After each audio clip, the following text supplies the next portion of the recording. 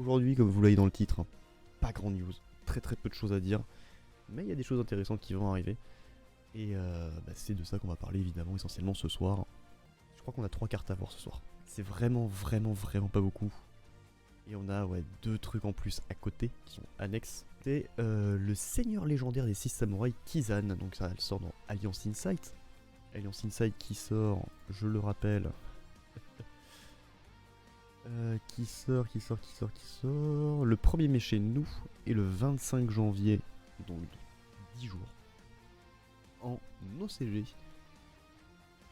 Et du coup on va avoir donc Kizan, le seigneur légendaire des samouraïs, inter-guerrier synchro de niveau 6, 1800 d'attaque, 800 de défense, un synthoniseur puissance non synthoniseur, donc c'est quand même relativement générique pour l'invocation.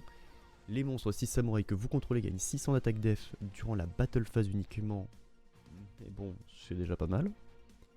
Vous ne pouvez utiliser chacun des effets suivants de seigneur légendaire des 6 samouraïs Kizan qu'une fois par tour, durant la main phase de votre adversaire.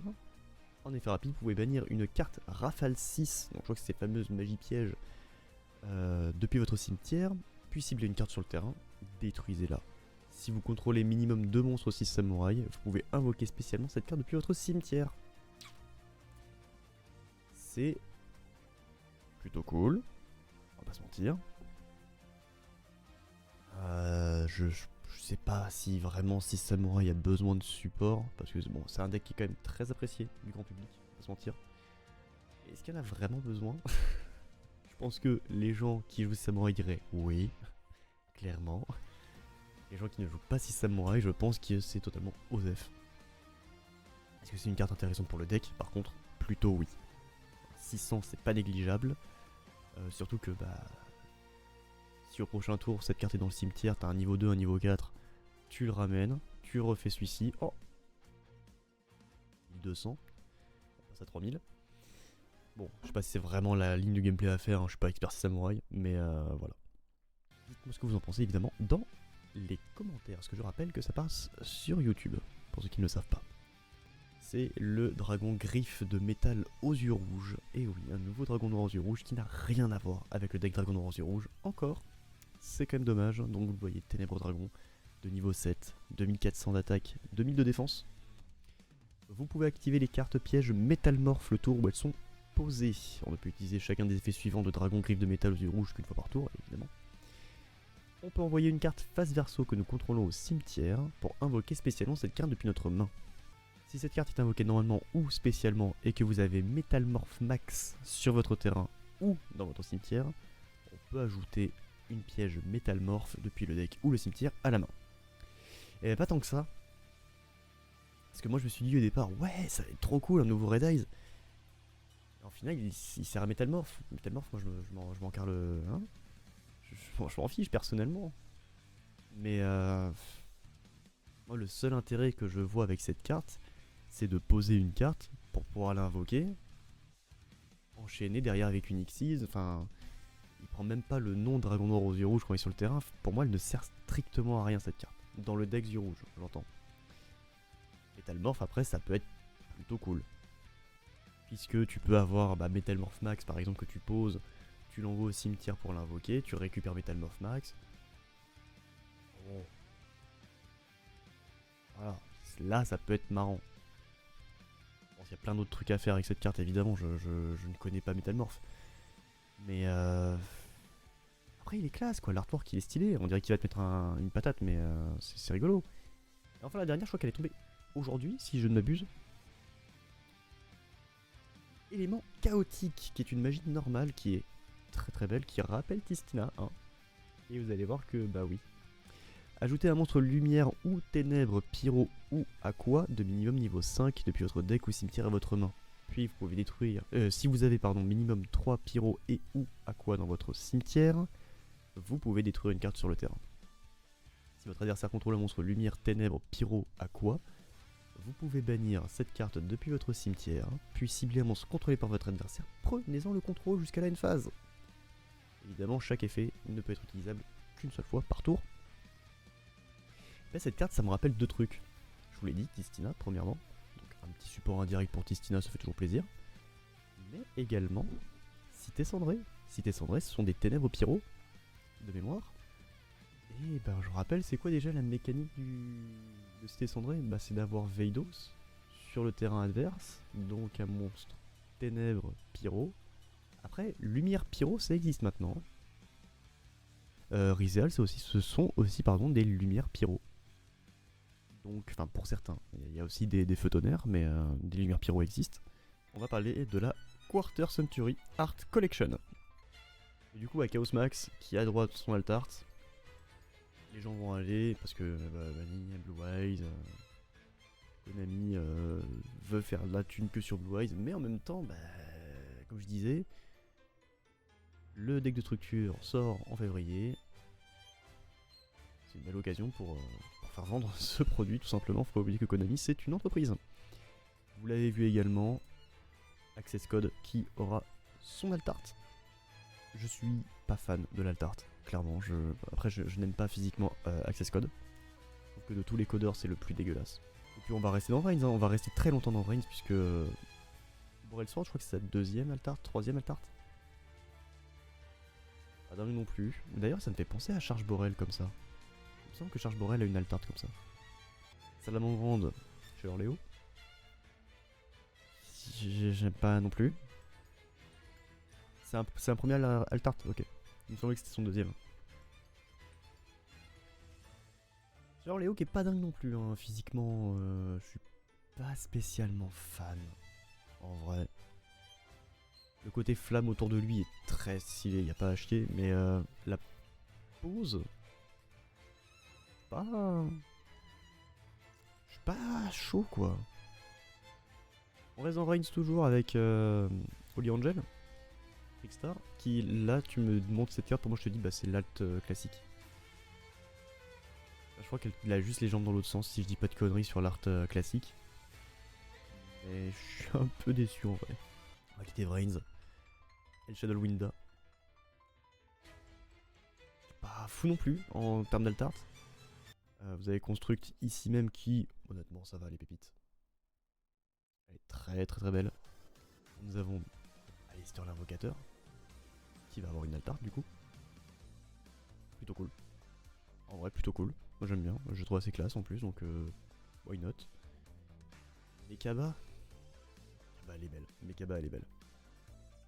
Et du coup, invocation que nous connaissons du coup avec la Teen Box. C'est la Teen Box 2024 du coup. Il y a déjà cette alt art.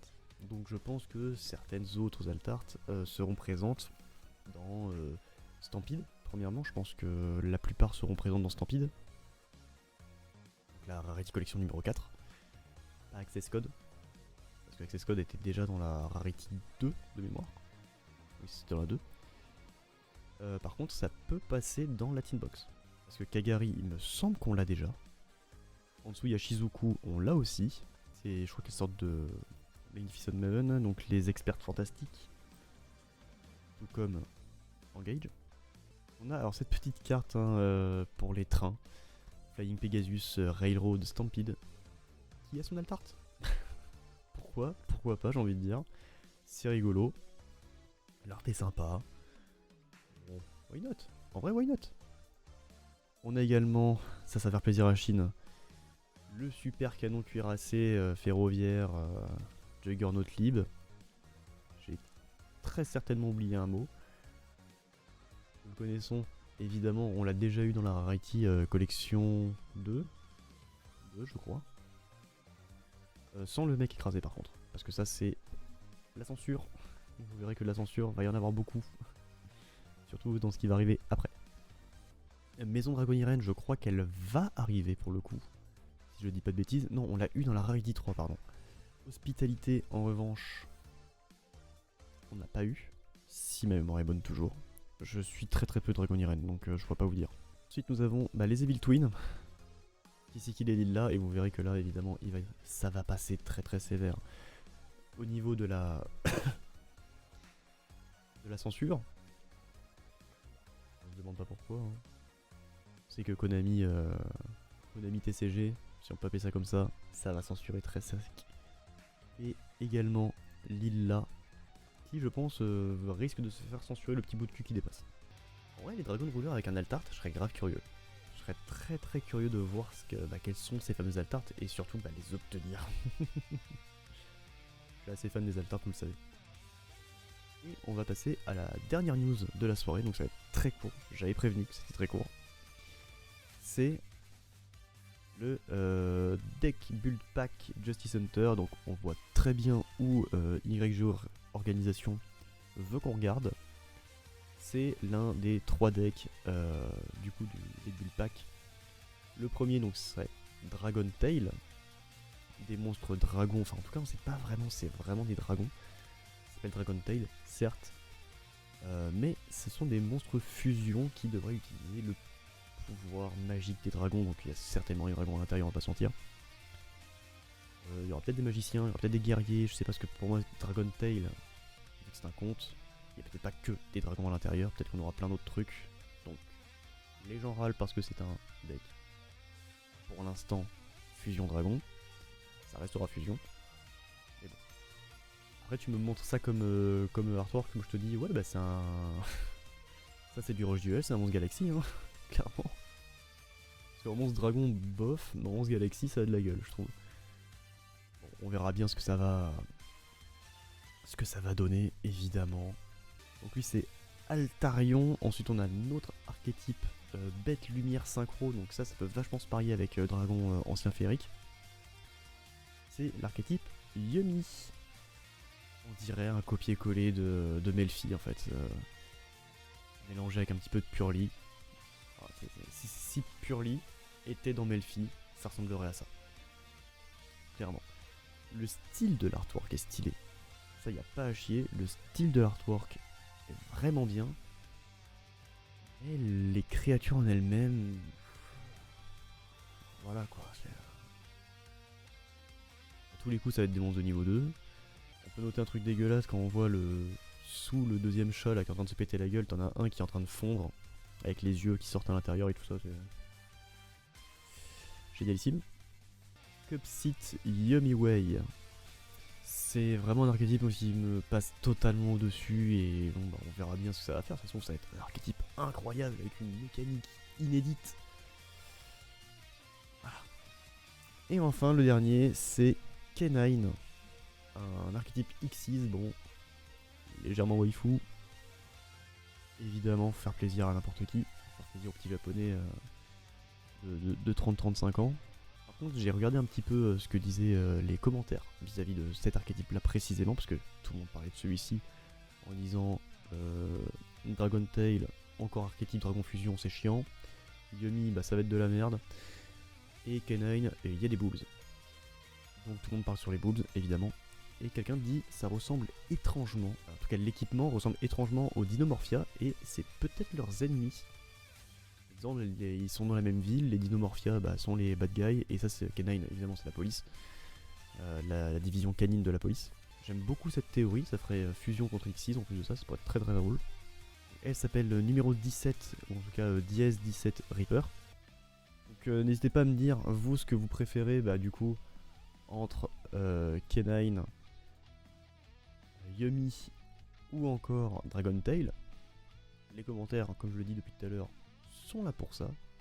Je vous souhaite bonne soirée à tous et à la semaine prochaine pour de nouvelles cartes.